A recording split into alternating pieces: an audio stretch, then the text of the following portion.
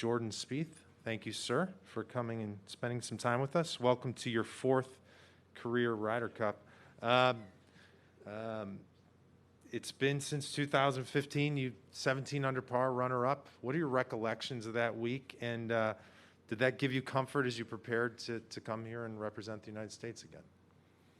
You know, I was riding a nice momentum wave at that point in time, and everything was going right. I remember, this 18th green is pretty special to me. I remember holding a bunker shot, maybe my 9th hole Friday, foot kind of outside the bunker, like a tough little shot, and then on the 72nd hole, that was, I didn't accomplish what I set out to that day. It was difficult starting behind in the way Jason played, but I became world number one on that green, so that was a lifelong dream of mine. So a very special, place that I'll always remember that moment. I wasn't fully aware of it at the time. I'm pretty sure that it was going to happen, and then I was told, I think, and it was here, it was right over there, wherever the interview station was, that was the case. So, I love the golf course, the setup of it. It's beautiful. It's on the lake, but you got to control the ball in the wind.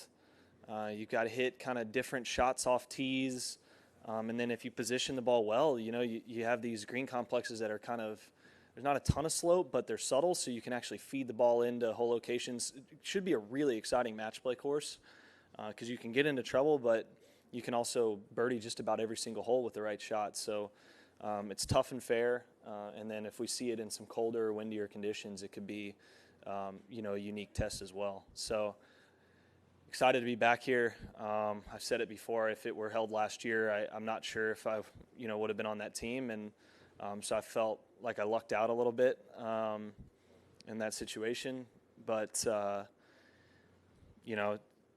been pretty aware that I was going to be here for the last month or so.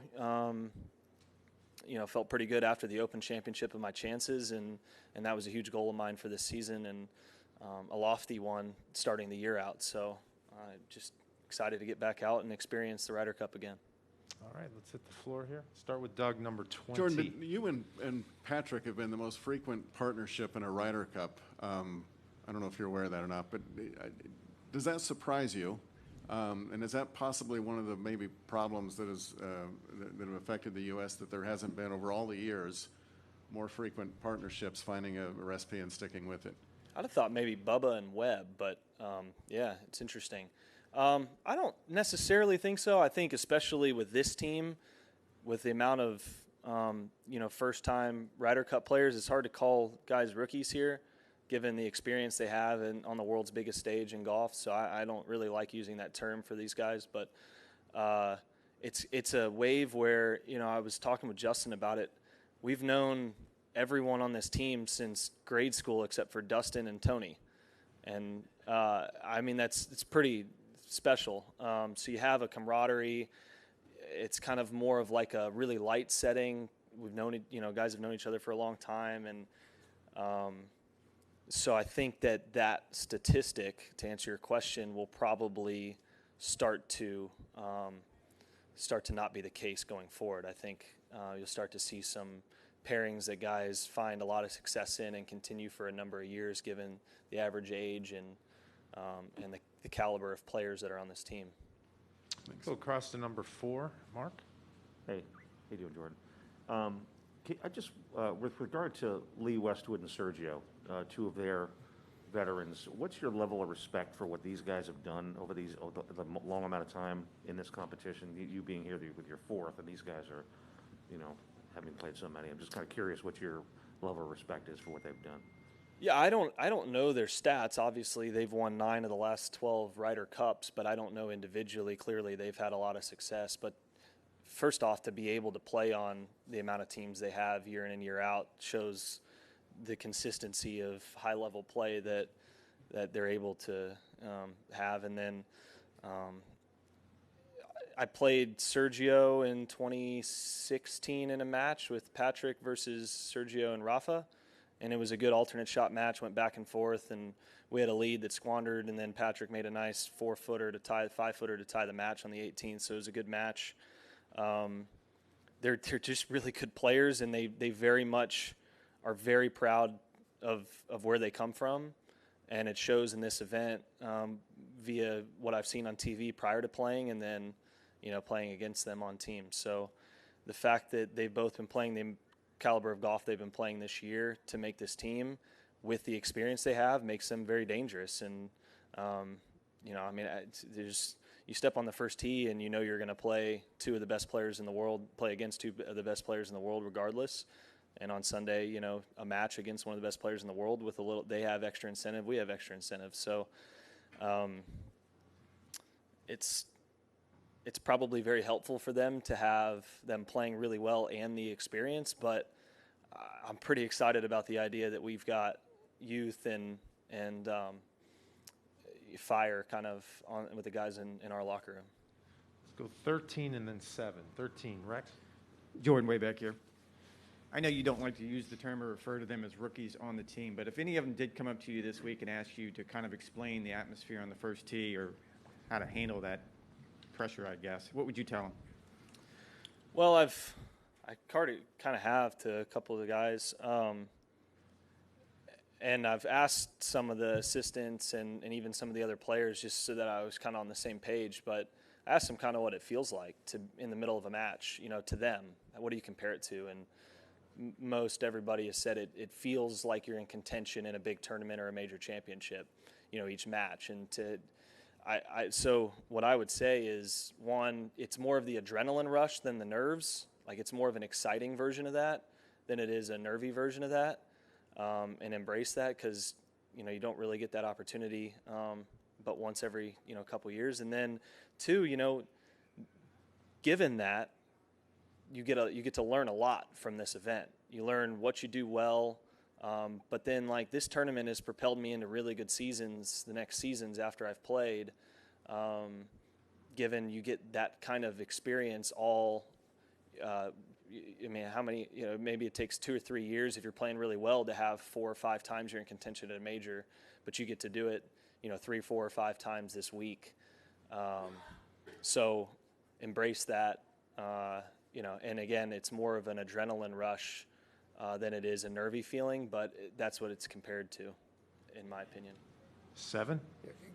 Granted, we're playing next to a lake and not an ocean, and the rough won't be super long this week, but visually, there are some similarities between this and some courses overseas. And I'm just curious, you mentioned having to flight it in the wind and kind of using some slopes. Where do you put this course on the sort of continuum from, I don't know if Hazeltine or Valhalla is one end of the spectrum, and like a proper, like an open championship layout is the other? Where does it rank? Yeah, it's an American links, isn't it?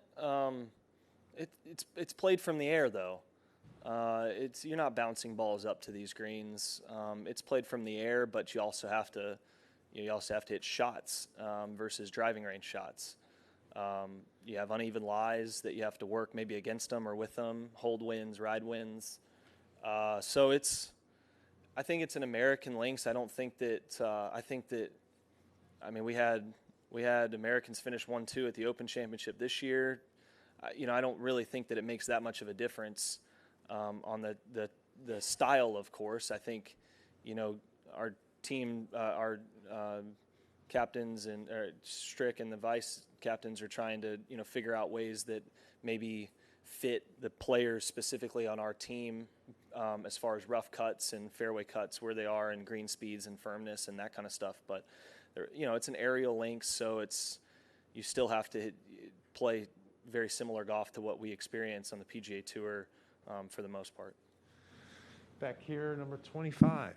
Jordan, what benefit, if any, do you think the whole team coming here ahead of time, what was the benefit of that? And secondly, who's the best ping pong player on this team? I was curious ahead of time, to be honest, about how it would be, and I thought it was extremely beneficial. I thought the commitment of guys to get up here was cool, and then it was very light. We were messing around. We were hitting shots. We weren't really chipping and putting to all the pins. It was more, let's have some fun and play a match with each other, and just kind of see, get our feet on the ground, see the grandstand, see the setting ahead of time, so that when we arrive today, you're not kind of taken back. You've already been here. Feels just a that little bit more comfortable. We haven't we've only been here one night. I think everybody was kind of getting settled. I think Bryson and Berger were the only two that played, and I think Berger bested Bryson. I don't know how it ended up for the night, but I think he got him at least the first two matches. All right, we have room for a couple more. Number 8. Jordan over here. Sorry. There. Hey. Sorry. The last few times Stricker has spoken to the media, he's hit the point that his goal is to out-prepare. Preparation, that seems to be the key word. He is your 4th captain. Have you been impressed with that element of his captaincy, and do you feel that what he's saying is what he's doing in terms of this hardcore preparation? Yeah, it sure seems that way at this point. Yeah, I mean, for having one practice session and being here half a day, I did a couple hours. Some of us came out here for a little bit yesterday. For them, for every meeting that we've had and everything we've talked about, it seems, wow, these guys, we didn't even need to have a practice round, and they've got a lot of it figured out. So, I think Strick would tell you it's a team effort with his vice captains, and there's a lot of experience on that board for us. And, so we go out there and try and hit the shots, and wherever they put us and how often they put us there, we're trusting in them that it's at our best interest, but they're also very open to this team to voicing their opinion to them.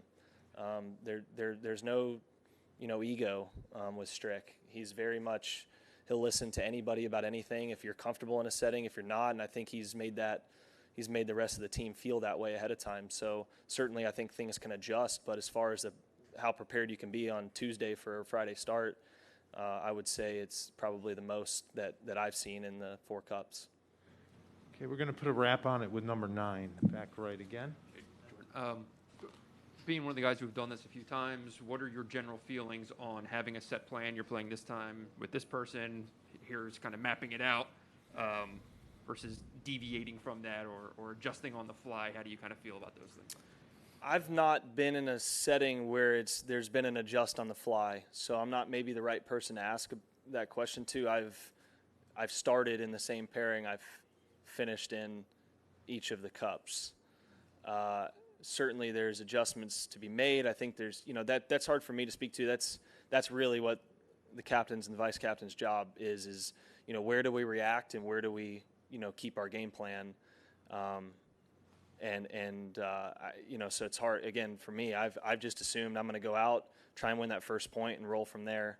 And it's worked the last few, and I don't see why that should change from my point of view. And I think it's really just, that's more of how they can speak to it. But I've not, President's Cups, I've, mixed and matched throughout a tournament, but not in a Ryder Cup. You'd be comfortable if it was, in between matches, whatever. We're gonna switch things up on the original plan and do this.